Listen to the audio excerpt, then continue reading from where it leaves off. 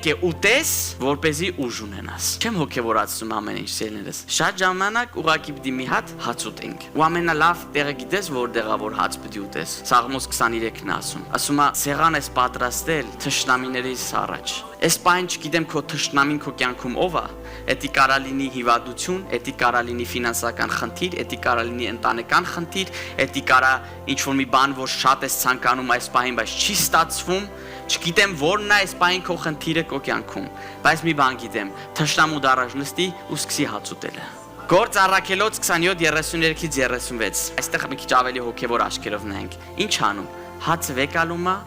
գոյությունը հայտնում ու կիսում է։ Այս մարդը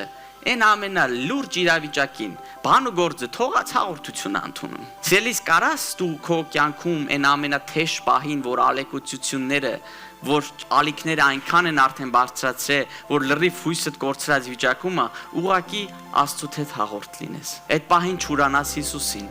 այլ քաջալերությունից հետո, այն հիմքի վրա, որ Աստծո խոսքն է, քաջալերվելուց հետո, վեկենաս ու ասես Տեր ջան, ուզում եմ հաղորդվել քո հետ։ Ուզում եմ քո հետ շփվեմ, ուզում եմ քո հետ խոսամ, ուզում եմ քո հետ հաց կիսել, թշնամուս առաջ։ Չգիտեմ այս պահին ինչ իրավիճակ է, բայց չի էլ հետաքրքրում, որովհետև ես բեն տենում եմ արդեն։